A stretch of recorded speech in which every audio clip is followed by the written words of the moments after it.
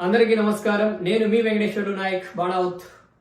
పౌరుషాల పలనాడు, ఎందరో మహనీయులు జన్మించిన స్థలం, పలనాటి బ్రహ్మనాయుడు నాగమ్మలు పాలించిన ప్రాంతం, ఈ దేశ ప్రజల స్వాతంత్ర్యం కోసం తన ప్రాణాలను అర్పించిన కన్నెగంటి హనుమంతుడు జన్మించిన ప్రాంతం. నా పలనాడు నేడెందుకో బానిసత్వంలోకి వెళ్ళిపోయింది. పౌరుషానికే పురిటి గడ్డగా ప్రసిద్ధి చెందినటువంటి పలనాడు నేడు అంధకారంలో వెళ్ళిపోయింది.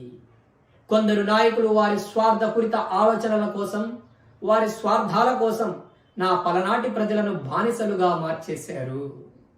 నిజంగా ఎంతో బాధను కలిగించేటువంటి అంశం. ఈ దేశానికి స్వాతంత్రం వచ్చి 75 సంవత్సరాలు పూర్తవుతున్నా నేటికి సరైన రోడ్డు రవాణా సౌకర్యాలు లేక నా పలనాటి సీమలు వెలవెలపోతున్నాయి. కానీ నాయకులు వారి స్వార్థాలకే పట్టం కట్టుకుంటూ, వారి తరాలకే బాటలు వేసుకుంటూ, కోటాను కోట్ల రూపాయలు సంపాదించుకుంటూ, పాలన పేరిట, రాజకీయం పేరిట ప్రజలను బానిస జీవితాలలోకి నట్టేశారు. ఏమైందో నా పలనాటి పౌరుషం? నా ప్రజలలో ఆనాటి బ్రహ్మనాయుడు నూరిన పౌరుషం వెళ్ళిపోయిందా? నాటి బానిసత్వంపై, బ్రిటిష్ వారిపై తిరుగుబాటు చేసి, పోరాటం చేసి, ఈ దేశ భౌతవ్యం కోసం, ఈ దేశ భవిష్యత్తు కోసం, ఈ దేశంలోని ప్రజల స్వాతంత్ర సంపార్జన కోసం ప్రాణాలిచ్చిన మహోన్నతుడు నా కన్నెగంటి హనుమంతు నేర్పించిన స్వాతంత్ర పటిమను మరిచిపోయిందా నా పలనాడు? నిత్యం ఒకరిపై ఒకరి దాడులతో ద్వేష విద్వేషాలు రెచ్చగొట్టుకుంటూ నా పలనాటి సీమలలో రక్తం ఏరులై పారుతుంది. అభివృద్ధి కుంటుపడింది, అభివృద్ధి అంధకారంలో పోయింది. భావి తరాల జీవితం ప్రశ్నార్థకంగా మారింది. కానీ ఏ నాయకుడికి పట్టదు, ఏ నాయకుడు పట్టించుకోడు. కేవలం వారి స్వార్థ ప్రయోజనాల కోసం, వారి స్వార్థపూరిత ఆలోచనల కోసం ప్రజల మధ్య విద్వేషాలను రెచ్చగొడుతూ ఆ ప్రజలను శత్రువులుగా మార్చుతున్నారు ఈ నాయకులు. పలనాటి సీమల నా ప్రజలారా, ఒక్కసారి ఆలోచించండి. నాటి చరిత్రను ఒక్కసారి గుర్తు చేసుకోండి. మీ భవిష్యత్ తరాల కోసం ఆలోచించండి. మీ బిడ్డల భవిష్యత్తు కోసం ఆలోచించండి. ఒకరినొకరిని చంపుకోవడం కాకుండా ప్రతి ఒక్కరిని ప్రేమించి, ప్రేమతో ప్రజలను గెలవండి. తప్పకుండా మీరు అనుకున్నది సాధించగలరు.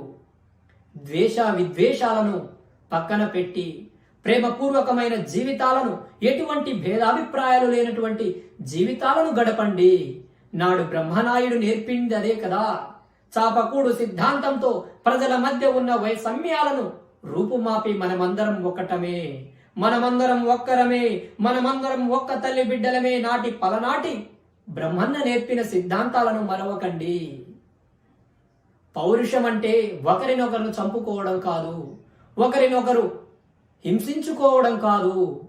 ప్రేమతో జాతి జనుల అభ్యున్నతి కోసం, జాతి జనుల భవిష్యత్తు కోసం పోరాటం చేయడం నా పలనాటి సీమల యొక్క పౌరసత్వం. ఒక్కసారి నా పలనాడు సీమలో పరిశీలన చేస్తే నేటికి ఈ దేశానికి స్వాతంత్రం వచ్చి 75 సంవత్సరాలు పూర్తవుతున్నా సరైన రోడ్డు రవాణా మార్గాలు లేవు, త్రాగునీటి సౌకర్యాలు లేవు. కావలసినటువంటి సౌకర్యాలు ఈరోజు పలనాటి సీమలో కరువైంది. దేశం మొత్తం నా ప్రధానమంత్రి, నా ముఖ్యమంత్రులు digital India, make in India, made in India అని పరుగులు పెడుతుంటే నా పలనాడు ప్రజలు మాత్రం వాటికి తిరోగమనంలో, కనీస సౌకర్యాలు లేకుండా అంధకారంలో అణగారిన జీవితాలను గడుపుతున్నారు. ఒక్కసారి నాయకులు వారి గుండెలపై చేసుకొని ఈరోజు ప్రమాణపూర్వకంగా చెప్పగలరా? ఈరోజు మేము ఇన్ని సంవత్సరాలు ఈ ప్రాంతాన్ని పరిపాలించాము, ఏకఛత్రాధిపత్యంతో గెలుస్తూ వస్తున్నామని గొప్పలు పలుకుతున్న నాయకులారా, ఈ ప్రాంతానికి మీరు చేసినటువంటి అభివృద్ధి ఏంటి?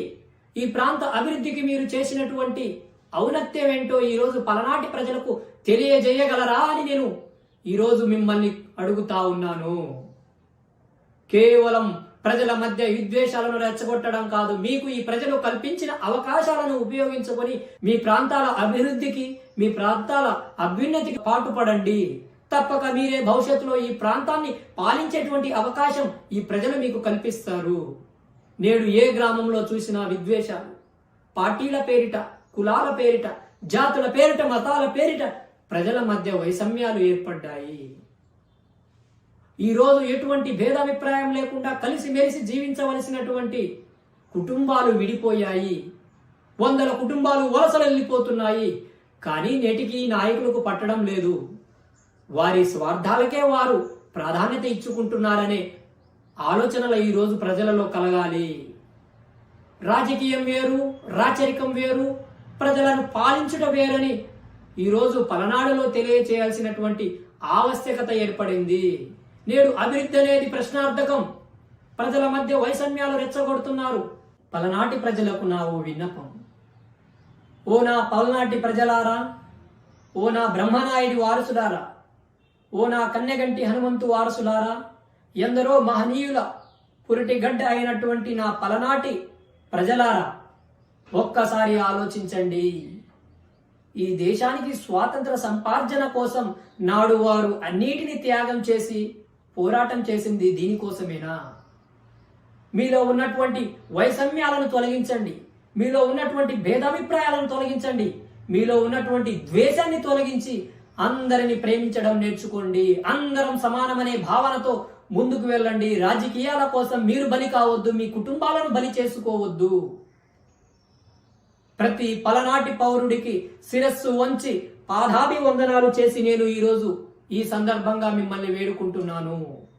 పలనాటి సీమలలో ఈరోజు శాంతిని నెలకొల్పాల్సినటువంటి పరిస్థితి ఏర్పడింది. నాడు ఎంతో ఘన చరిత్రతో విరిసిల్లిన నా పలనాడు నేడు హింసకే ప్రాధాన్యత వహిస్తూ ఆ మహనీయుల యొక్క త్యాగాలను మరిచిపోయి తిరోగమంలో పయనిస్తున్నాం.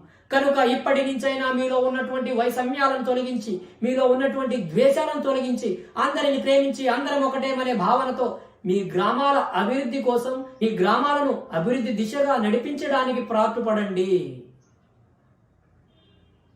ఆ పలనాటి చెన్నకేశవుని ఆశీర్వాదం ప్రతి పల్లెపై ఉండి విద్వేషాలను తొలగించి కలిసిమెలిసి నా పలనాటి సీమ ప్రజలు ఆనందకరమైన జీవితాన్ని గడిపే విధంగా ఆశీర్వదించాలని ఆ పలనాటి బ్రహ్మనాయుడిని, ఆ పలనాటి చెన్నకేశవుని నేను హృదయపూర్వకంగా వేడుకుంటున్నాను. నా ప్రజలారా, సమయం ఆసన్నమైనది. ఈరోజు దేశంతో పాటు మనం అభివృద్ధిలో పయనించవలసినటువంటి ఆవశ్యకత ఏర్పడింది. ఈరోజు మన పలనాడులో సరైన సౌకర్యాలు లేవు. ఈరోజు ఉన్నత విద్యను చదువుకోవాలంటే ఇతర ప్రాంతాలకు వలస వెళ్ళవలసినటువంటి పరిస్థితి. ఈరోజు వైద్యం కోసం ఇతర ప్రాంతాలకు వెళ్ళవలసినటువంటి దుస్థితి. కానీ నేటి నాయకులకు అది పట్టదు. వారి దగ్గర కోటాను కోట్ల రూపాయలు ఉన్నాయి కాబట్టి వారికి ఏం జరిగినా వారి బిడ్డలు ఉన్నత విద్య చదువుకోవడం కోసం ఉన్నత విద్యా సంస్థలతో చదువుతున్నారు. మీ బిడ్డలు ఎక్కడ చదువుతున్నారు? ఒక్కసారి మిమ్మల్ని మీరు ప్రశ్నించుకోండి. వారికి చిన్న దెబ్బ తగిలితే హాస్పిటల్స్ లో వారు చూపించుకోగలరు. మన దుస్థితి ఏంటో ఒక్కసారి ఆలోచించండి. కనుక ప్రజలారా, ఇకనైనా మారండి. మార్పు చెంది అభివృద్ధి దిశగా అడుగులు వేయండి. జై పల్నాడు, జై జై పల్నాడు, జై చెన్నకేశవ, జై జై చెన్నకేశవ, జై హింద్, జై భారత్.